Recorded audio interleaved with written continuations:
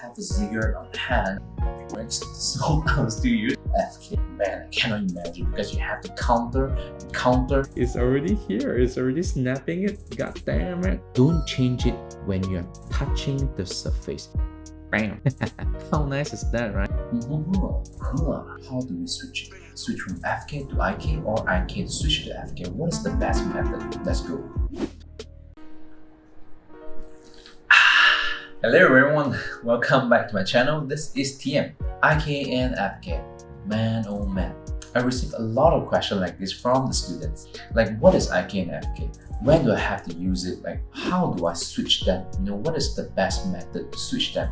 But no worries, in this video, I'm going to answer all the questions, okay? I'm going to show you my method I use in the productions. Let's go. Okay, let's start with what is IK and FK. You guys can Google search IK and FK. IK stands for something something and FK stands for something something. But for me, in order to easier to understand and also remember, I'll change the name. That's how I like to remember things, okay? I would like to make it stands for independent. F, I'll change it to follow. Why F equals to follow is because F, if you change the FK, the controller is always following the body. What about independent? Independent, which means this guy is always alone, right? This guy never want to work with other people because when the body is moving, you do not want the IK controller to follow because you want it to be independent that stays on where you want it to be. So IK independent, FK follow. Okay, let's move on to the next stage. When do I have to use FK or IK? For example, if I am walking, if I'm doing a walk cycle, my arm is always following my body. And in this case, I will use FK, right? That's easy. What if right now I am holding the pose like this? I have a ziggurat on hand. I'm doing this type of walk cycle. I have a personality. So in this case, what should I use? FK or IK? The answer is FK because I am still following my body. The arms is still following the body. Look at that. Alright, so I will still use FK following. Alright, that easy. So when do I have to use IK? IK, let's say in these situations, I am doing a push up. So now in this case, I want my hand to stick on the floor and I do not want my hand to move together with my body. If you use FK in this situation, man, I cannot imagine because you have to counter and to make sure the hand is sticking on the floor. So in the push-up, I will use IK because I want it to stick on the floor and I want to move my body instead. That is IK. So what if both of my arms on the table, I'm doing these acting scenes where I'm sitting down and there's a table in front and my hand is actually contact with the table. Which one should I use, IK or FK? So in these situations, if you do not want your hand to move together with the body, which means you are changing it to independent, I for independent, and that is where you use IK. And what if now you are in a different situations where one of your hand is on the table and another hand is you're holding a cup. When you're doing this gesture, you're like, so now IK or FK? The answer is left hand, you use IK because it's sticking on the table. It should be independent. And the other hand that is holding the cup, you use FK because it is following the body. So far so good everyone. Now we are going deeper. How do we switch it? Switch from FK to IK or IK to switch to FK? What is the best method? Let's go. So now the first method is the easiest one, which is to find a rig that has this feature called IK snapping to FK or FK snapping to IK with just one button. For example, right now I am using FK right now. I am just rotating around and I want to change it to IK with one button, which is just right click here to change. Bam! It goes to IK. So this is the easiest way to switch if you have the luxury to have such rig. But I know, I understand that not everyone has this luxury, especially when you're in the productions. We have no control whether or not you have a technical team to support you to have such rig. And a lot of time the rig that we have don't have this feature, unfortunately, but that doesn't mean that it is the end of the world. So I'm going to teach you method B where you can still survive.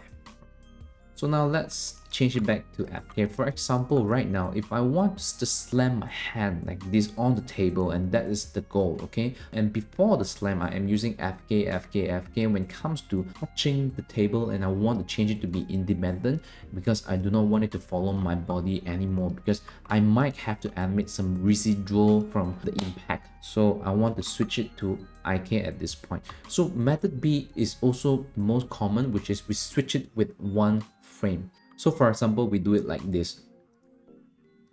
So I think it's best to always select all the controller to set the key, set key, and I have another one, which is to raise up and get ready to slam to the table. So right now I have these two keys here. This, let's say on frame 100, and I want the hand to slam down. Let's say in this 100 frame, you want your hand to change to IK.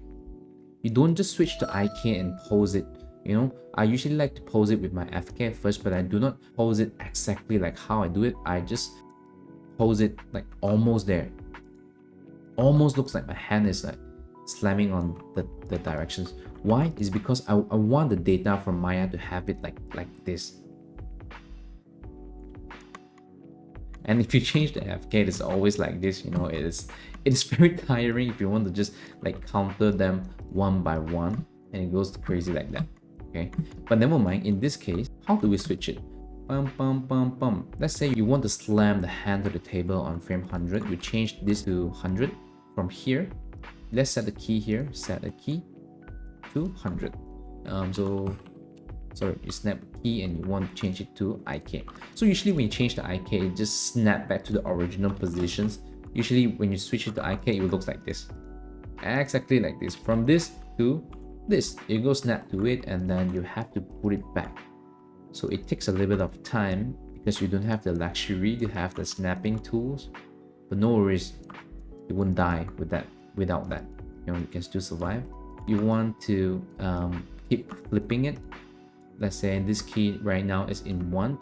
The previous key I want it to be in 0, because like I said, in this method B, I want it to switch from FK to IK with only one frame, and I believe this is the most common way for students or beginner to switch.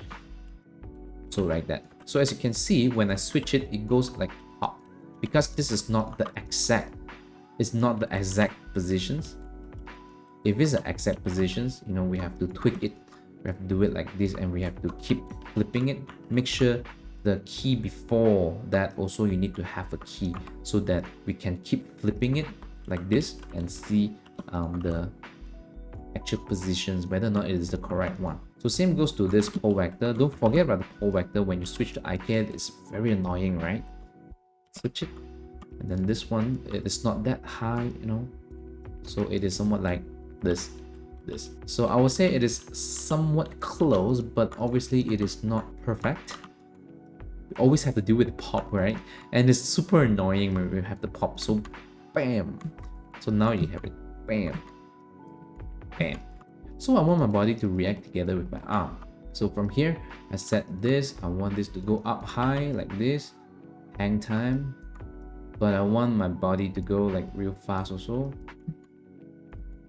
And I want it to have like a bounce like this, right? Like this. So it goes like this. Hey. Hey. I want it to hold. I want to play with the timing a little bit. Hey. So you can see that there is like a pop here. When the hand is going down, it goes pop, right? And that is not what you want, right? You do not want it to snap like that. So you have to spend a lot of time in just tweaking in this one frame. Man, I've been through this before as an animator, you know, earlier. I really go frame by frame and check how to do it. So now in this method B, I think the best part about this method B is that you have to be smart when you're changing your IK. Don't change it when you're touching the surface. Change it when you're traveling in a very big spacing. For example, in this case, when you're traveling, which one is the biggest spacing? The biggest spacing is usually at around here, right? But the best thing is that you have the positions where you want, which is here. So what if I actually switch my IK here in the frame 97 instead of 100, right? The spacing is big. No one is going to notice the pop because it's a big spacing. Let's do it now. So in this situation, I will do the same thing. I'll do this IK because I want to change to IK on frame 97, and frame 96 I want to have key also because it's easier for me to flip. So in this case, I want to switch to IK. Just change to 1, and again, let's match the hand. So just now I've already matched the hand to the table, so now it's a lot easier for me to match it back. So let's switch it, keep switching. And also don't confuse yourself, because here, if you look at my graph right now, for the IK and FK switching, just now I've already set a key here and you do not want that already. Let's delete this key so that it's not confusing. So now, I want to switch it on here instead. Like I said, right now we can clearly see the spacing is big, like that. We don't want it to be too big, so let's play around with the spacing. So right now, when you're switching IK and FK, you are already animating your IK and FK. How nice is that, right? Look at this spacing here. You just want it to be like that. You want this to be fast. Bam! Here you're. And if that's the case, you want your hand to be like fast. Yeah, it just land like that. So imagine that. Now, guys, now no one will notice you switch IK and FK. Bam! Bam! How nice is that, right? And also when it comes to this, bam, you can add a lot of, movement, because it's individual. It's not gonna affect your shoulder at all. Let's see right now. Bam! I want it to react a little bit. I just want it to react a little bit here. Here I want it to go like this, and I want it to bounce. So it goes like damn, bam, bam. That's a lot of bounce, but that's not the point here. Okay, the point here is that I can animate whatever I want. Let's say just now I've animated the body controller here. So let's say right now in here, I want this to go lower. Come back to do like a small little bounce. Look at that bounce. Bam. And the best thing about changing IK when you're sticking on the table, because it is individual right now, independent, whatever you want to call it, but as long as you understand it. So right now, when you're using IK already, it's so easy where you can just animate frame by frame. We can have a lot of like different bounces. Let's say 2 frames later, you want it to just bounce a little bit like that. So you have this small little bounce. Copy and paste it back here. So you have like a small little bounce. Look at that detail, and you will enjoy doing this. You will not suffer. You will not suffer in changing IK and FK. How nice is that, right? Bam. Bam. Okay, so this is the method B. A lot of people is using method B right now. I understand that, but they are not smart. People always know and people always see where you switch IK and FK. So the secret here is that you do not want people to see when you use it. Okay, you just want people to feel that this is just a supernatural animations. No one will notice what you use, and that's the goal. So before we move on to method C, I have to explain this clearly. Why whenever we change the IK and it will pop, right? It will pop to the original places. How does it really work? I'll try my best to make it as simple as possible. Every single time when there is IK and when there is FK, this is actually 2 sets of joins. When you switch to IK, this set of join will disappear. It will not show in Maya, but it is hidden. Okay, it is hidden in the outliner. It's just not showing you. If let's say your FK is in these positions, and once you switch to IK, it will pop to these directions. It's here. Then this one will be invisible. That is because, and that's the reason why there is a pop. It's just that simple. Same goes to if your IK is here and your FK is actually hidden in these directions here. And when you switch it to FK, it will pop into here, and this thing will disappear. And FK will show, and that's why there's a pop. So we have to be very careful and understand about this thing. So the best situation is, no matter how my FK is positioning, let's say this is my FK, my IK is always following. This is the best situations. Imagine if your FK is at these directions and my IK is also in these directions, and no matter how I switch it, it will just be like that, So just now for the first method where you just switch the IK to FK or FK to IK, is because they can just match the joints transformations, which is rotations and also translation. This is the reason why they can just snap like that. So with this explanation, I guess it will be a lot easier for everyone to understand, because the method B that we used just now, we are looking for a fast spacing to switch so that people cannot tell when you switch IK to FK because it is moving fast. So what if you're in a situations where things are moving slow, but you want to switch to IK gracefully and you do not want people to notice that? The best method is that your hidden IK is always be with you.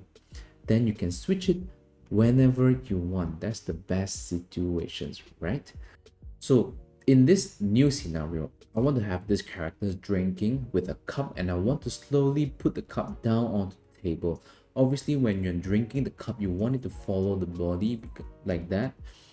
Or if you're doing like a certain gesture, you do not want to use IK because IK is jagged, right? And the IK is always moving in a straight line. So you want to use FK so that it has like a really nice curve when you're doing gesture. So when you drink, when you put down the table, and I want to switch it back to IK right now, it's slow. There is no cheating, there is no fast spacing where people cannot see.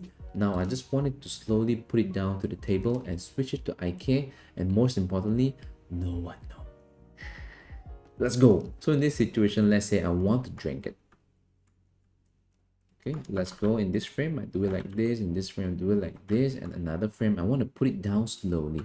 So as usual, I select all of the controller, set key. I want it to put it down to the table like this. I want to put it down to the table. So right now, let's see the animations. It looks like this. Right? It's not slow enough. Let's make it slower. So now, do you guys remember on the previous method, I'll switch the IK and F in a big spacing, but in this case, there's no big spacings. There's only like a really small spacing. So let me teach you this one new feature where you can snap your IK to FK without using the script, without having it in a very luxury rig. With the concept just now, if we switch this to IK, let's say in this frame, I want to switch it to IK. Let's set a key here, set another key here. Here, I want it to be 1. So as always, when I change to 1, it will pop to here, right? Like I said, the joint is actually invisible so that it is here right now. In here, let's select the controller, and we know that the controller, press F in your outliner and it will show it here, right arm IK controller. So right now, select this and switch it back to FK, and you can see it is invisible, right? It is here. Select it. Hey, it's here, invisible. Now I want to match to here. So how do we match it? I'm using Maya 2022 right now. It has this feature and it's amazing. So I will select this IK controller and I will select this FK controller where I want to match. Shift select, okay? So when it comes to come into the modifications, modify here, there's a match transformations here. There's matching translation, matching rotation, and even matching scaling. This is amazing, right? So let's come to this option box here. And I want to only match the translation and rotations. Let's see how it goes when I match. Bam! When I select my IK controller right now, it's already here. It's already snapping it. God damn it. So right now, when I switch to this, when I switch to IK, bam! Look at that, guys. Look at that. I'm already matching it. So this, I just have to animate just a little bit, just a little bit of a placement. It looks good, right? Hey, if I use one frame to match, it still looks good because it's matching it perfectly. How nice is that, right? So if you want it to be like super perfectly like blending it, actually you can also match the IK in this earlier 1 3 4. You don't need to wait until 1 4 1 to switch to IK. So what if I switch my IK on 1 3 2, so that's easier for me to control the trajectory when my cup is dropping down. I'll do the same thing. So in these situations, my IK controller is hidden here, so I will set the key here and I want it to match with this FK controller here. Let's do that again. Modify transformations, match all transform, uncheck the scale because I only want the translation and rotations, match with them, and now you can see my IK controller is already in here. So in this situation, what if I switch to IK here again.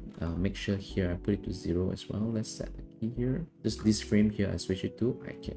Bam! It looks good, you know. And remember, just now I set the 0 key here. Don't forget about that. So now, FK, IK, 1, 0.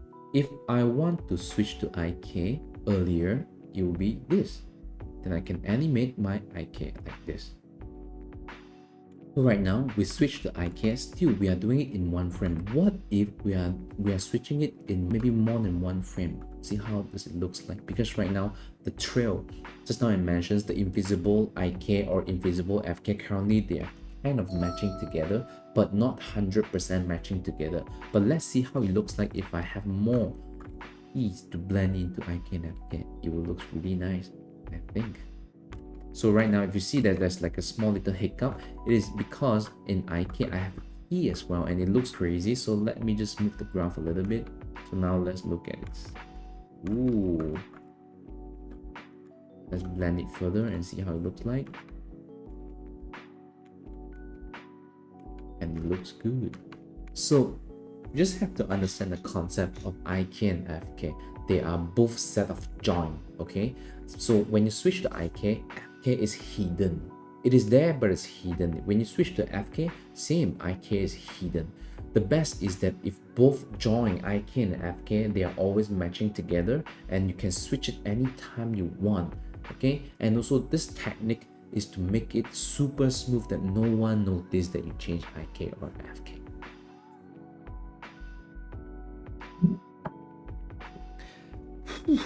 I know there's a lot to take in, and I really hope that with this video it will help you to understand more about IK and FK so that you can enjoy animating as much as possible. Animation is supposed to be fun. I know that a lot of people, they can't have fun because of all this technical aspect that is blocking you. And I know that animator always say that we are not so good in technical. We just enjoy making things move, right?